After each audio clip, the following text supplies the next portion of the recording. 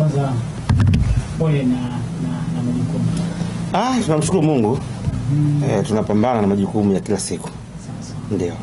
Tuje kwanza kidogo kuhusiana na game yetu. Tumeshuhudia finali ya Simba dhidi ya RS Berkane. Dakika 90 zimeamua ubingwa kwenda kwa Berkane. Bila shaka timu bora ndio imechukua ubingwa. Labda tukianzia hapo kwa mtazamo wako. Na nafikiri toka mwanzo nilizungumza, ilikuwa ni finali ambayo ni rahisi kuweza kupredict, kwa maana kuweza kujua nini kitakwenda kutokea.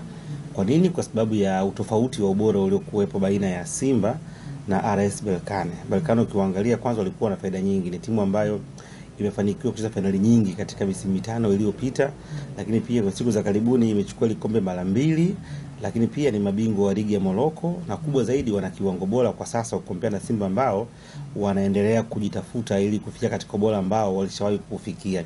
Lakini pia hata njia ambazo walipita Simba na Berkane hazikuwa njia sahihi au njia sawa sawa, kila mmoja kampita kwenye njia yake. Na wakati mwingine ndio faida ya hii michuano ya Afrika, unaweza ukafika finali si kwa ubora ulionao, ila kutegemeana na kupita katika njia gani ambayo unaweza kuitumia. Lakini kwenye ligi itakulazimu ukutane na timu zote. Kama ligi na timu 30, maana yake utacheza na kila timu mara 2 home and away, kwenda kwa kipimo sahihi.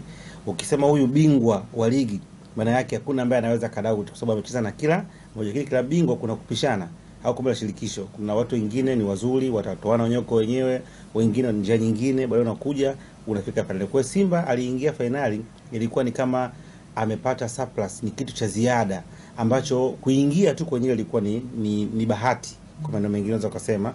Kwa hiyo kupata kombe ingekuwa ni bahati nyingine, lakini hakuwa na ubora ambao unasema wow, huyu ndio mshindi wa kombe la shirikisho 2025 2026.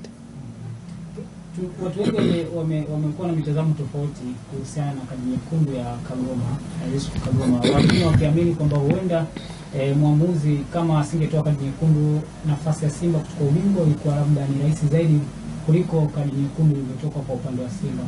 Hili wewe unalitazamaje? Nadhani kutoka kwa Yusuf Kagoma kumechangia kwa kiasi kikubwa Simba kupoteza. Kwanza nafikiri tuna kundi kubwa la mashabiki ambao uelewa wao wa mpira ni mdogo sana. Wanapenda zaidi hizi timu mbili, Simba na Yanga, na hasa Simba, kuliko uhalisia wa mpira wenyewe jinsi ulivyo. Unapozungumzia football ina sheria na kanuni zake. Na miongoni mwa sheria kuna adhabu, kuna yellow card, kuna red card, sawa, kuna fouls, kuna penalty na vitu vingine vingi ambavyo vinatokea. Hivyo vyote ukivijumuisha ndio unapata dakika 90. Na yote ambaye ataweza kuhimili vyote hivyo ndio ambaye anastahili kupata matokeo. Kwa hiyo kadi nyekundu ni sehemu ya mchezo. Unaelewa? Lakini kwa sababu katika ligi yetu katika siku za karibuni pamekuwa pana changamoto nyingi, ni ngumu kuweza kushuhudia mchezaji wa Simba akipata kadi nyekundu. Yule muamuzi au waamuzi kama wale tungekuwa nao kwenye ligi yetu, mpaka kabla ninapokuambia Yusuf Kagoma angekuwa na kadi zaidi ya 7 nyekundu. Amekuwa akicheza fouls nyingi sana, lakini kuna wakati hata yellow card hawezi kupata. Kwa hiyo tumekuwa na hiyo tendency, lakini pia kuna wakati mwingine kuna hizo ambazo mnaita busara na kubalance.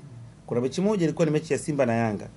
Dakika za mwanzo kabisa Abdulrazak Hamza anafikiri alimkamata Dube akiwa ni mtu wa mwisho kabisa. Mwamuzi wao itakiwa atoe ni straight red card, ila kwa sababu ni Simba na Yanga mechi kubwa, mwamuzi akaamua kubalance. Sasa football iko hivyo, ushindani ni pamoja na kufuata sheria na kanuni zilizopo. Sasa mtu atakwambia kadi nyekundu ilikuwa sio halali katika mazingira gani? Kipindi cha kwanza amecheza zaidi ya foul 6 za wazi, mwamuzi ametoa yellow card. Kipindi cha pili mchezaji ambaye uko machuadi, ni mechi ya finali, tayari una kadi ya njano, mchezaji anakwenda kuataki, kwa maana kwenda kutengeneza mazingira ya 3 against 2, unakwenda unacheza nani tackle from behind, mwamuzi akuache. So pale kwanza sio tu kuhatarisha usalama mchezaji, lakini amezuia movement ya goli. Kile ambacho kwa upande wa sheria za mpira wa miguu zina enhance magoli, ndio maana hata mtu akiwa wa mwisho apata red card. Kwa hiyo ilikuwa ni clear second yellow ambayo ilipelekea kupata kadi nyekundu. Kwa hiyo hatuwezi tukasema kwamba Simba alipungua ndio maana akafungwa. Kwa nini alipungua? Sura naelewa. Kwa nafikiri ni maneno tu ambayo tumejua siku zote mpira wetu tumetengeneza ni kama kikundi fulani hivi cha propaganda. Kwa nini? Kwa sababu viongozi tulionao kwenye hizi timu most of the time wanakuwa na uwezo wa kuona mbele. Kwa Kwa hiyo wanaanza kutengeneza mazingira ya excuse mapema na kuweza kushift burden. Mimi nifikiria sasa hizi wakae waanze kuangalia timu yao ina ubora maeneo gani na weakness zipi, wameanza kutengeneza timu katika misimu mingapi, Fado wamefanikiwa vipi, usajili wao ukoje, msimu ujao wanaingiaje. Hayo ndio ilikuwa ya msingi kwanza kuyazungumza.